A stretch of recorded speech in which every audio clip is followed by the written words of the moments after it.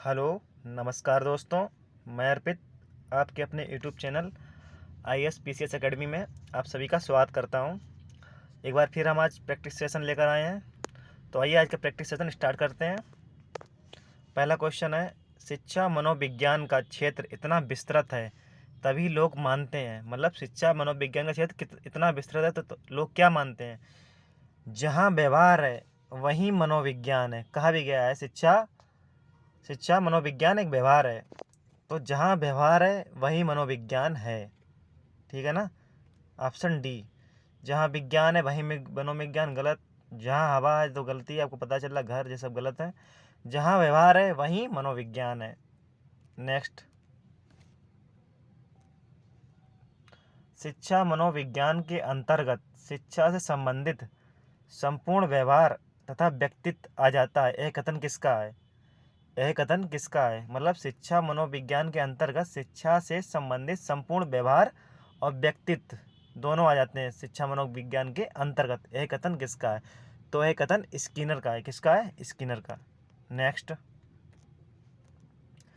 शिक्षा के क्षेत्र में मनोवैज्ञानिक आंदोलन का सूत्रपात करने वाले प्रकृतिवादी शिक्षा शास्त्री थे। समझ रहे हो ना क्या कर रहा है? मनोवैज्ञानिक आंदोलन का सूत्रपात मतलब प्रारंभ किसके द्वारा किया गया? तो ऑप्शन हो जाएगा हमारा रूसो। कौन हो जाएंगे? रूसो, जो कि एक प्रकृतिवादी शिक्षा शास्त्री थे। नेक्स्ट, शिक्षा मनोविज्ञान का शिक्षण में प्रयोग करने वाला विद्वान है। शिक्षा मनोविज्ञान का शिक्षण में प्रयोग, जो हमारी शिक्षा मनोविज्ञान है साइकोलॉजी, उसका शिक्षण में प्रयोग किसने किया? तो उसका प्रयोग किया है पेस्टोलॉजी ने। किसने? पेस्टोलॉजी ने। दो बालकों में समान मानसिक योग्यताएं नहीं होती हैं। यह कथन किसका है? यह कथन किसका है? तो यह कथन हमारे हरलॉग ने कहा है। कौन सा? दो बालकों में समान मानसिक योग्यताएं नहीं होती हैं, वो तो बिल्कुल नहीं होती। तो किसका कथन है? हरलॉग का।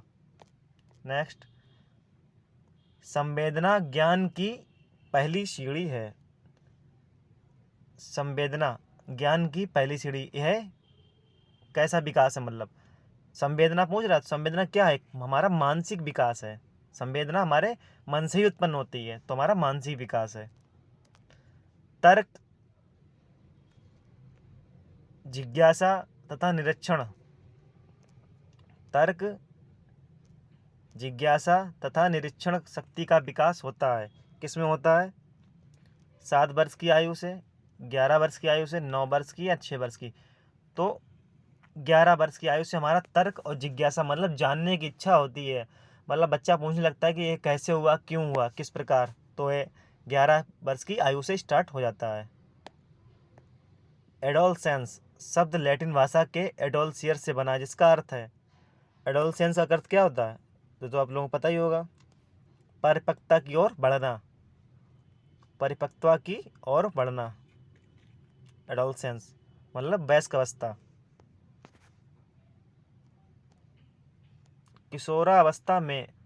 किशोरावस्था जीवन का सर्वाधिक कठिन काल है।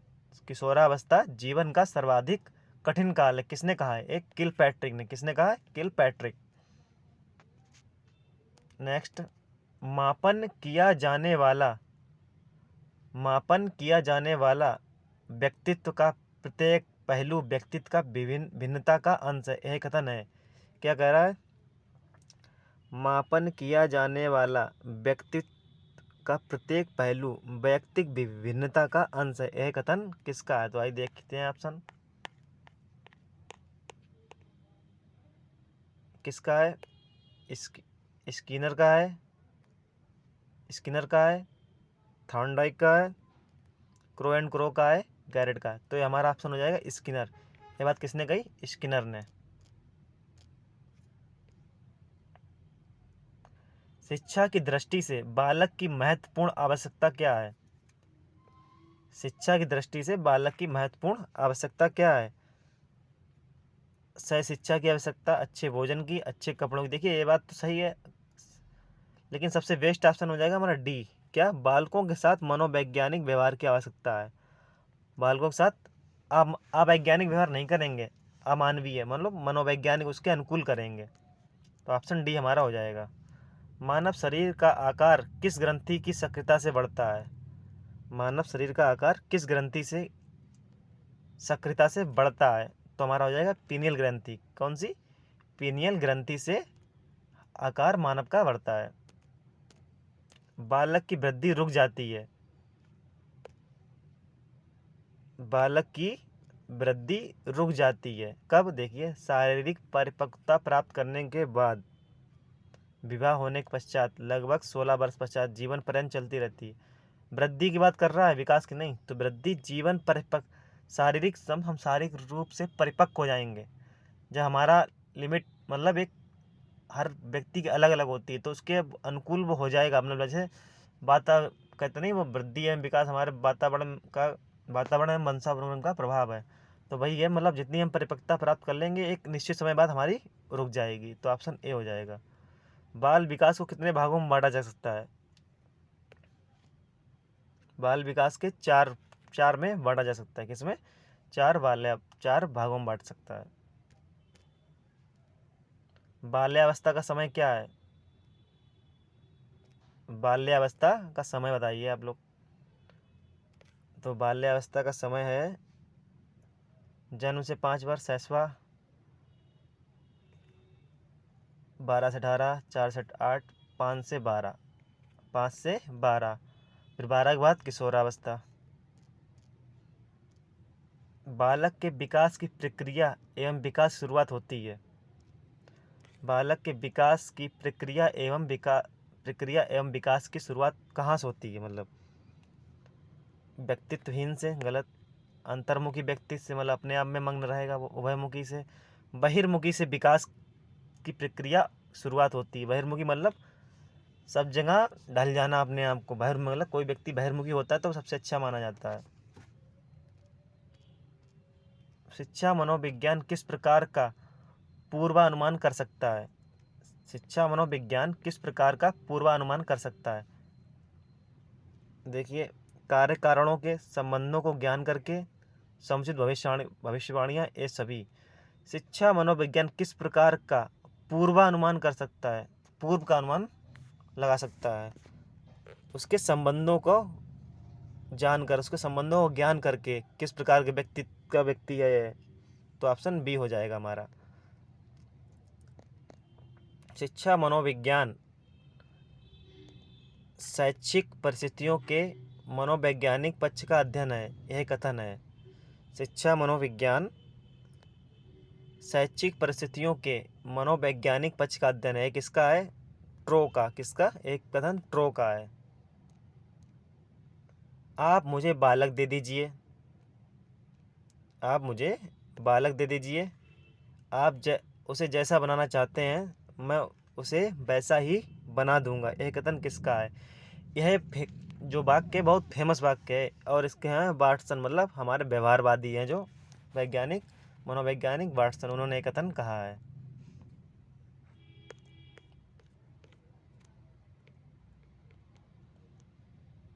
अध्यापक की सहायता शिक्षा मनोविज्ञान करता है।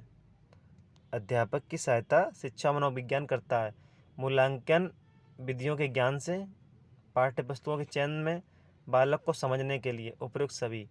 अध्यापक की सहायता से शिक्षा मनोविज्ञान करता है, मतलब किस प्रकार करता है? मूल्यांकन विधियों के ज्ञान से।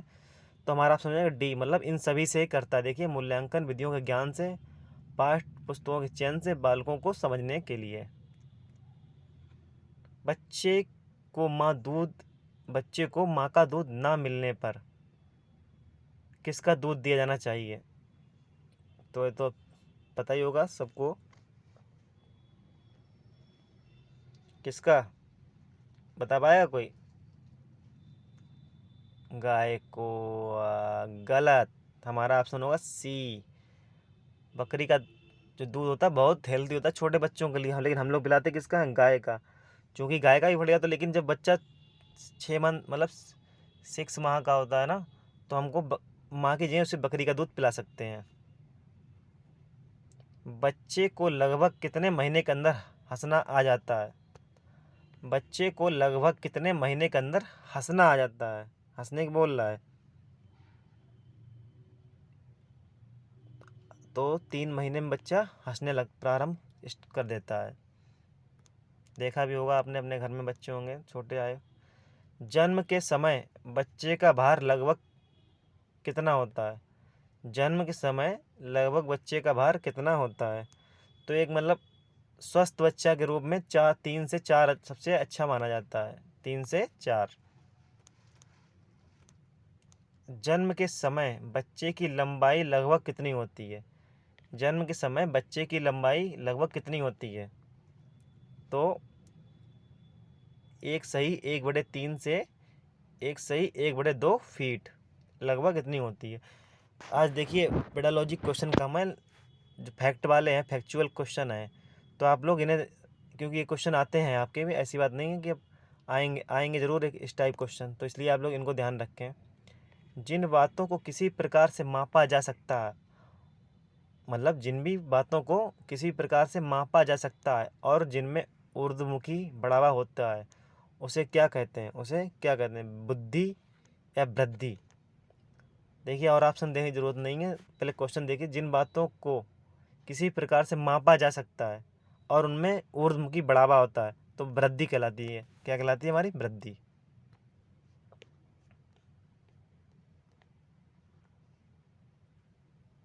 अब देखिए ऑप्शन सी था विकास। विकास के मापा जा सकता है? नहीं ना।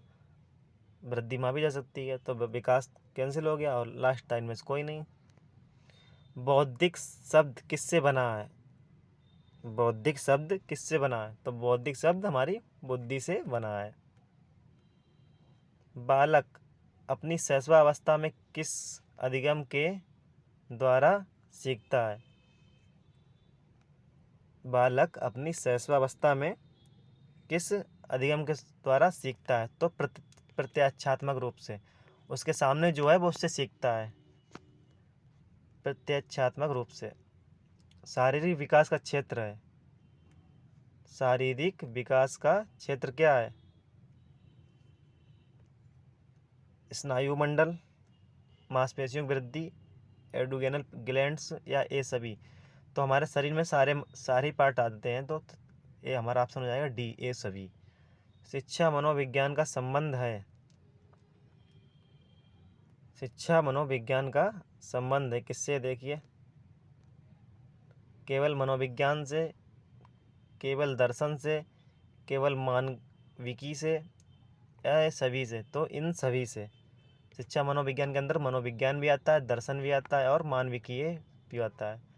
शिक्षा मनोविज्ञान का केंद्र है। शिक्षा मनोविज्ञान का केंद्र है मतलब किसको, जो हमें सीटेट में हम लोग पढ़ाई जा रही है, शिक्षा मनो केंद्र क्या है? केंद्र शिक्षक तो है नहीं ना, पाठ्यक्रम केंद्र है, बालक को मानकर इस मनोविज्ञान पढ़ाई जानी है हमको। तो इस प्रकार हमारा ऑप्शन ए हो जाएगा। तो बताएं आज क्लास कैसी लगी, और जिस ज़्यादातर फैक्चुअल क्वेश्चन थे, तो आप लोग इसको देखिए, काफ़ी आपको बेनिफिट मिलेगा। तो अब आज की क्लास हमारी समाप्त होती है। धन्यवाद।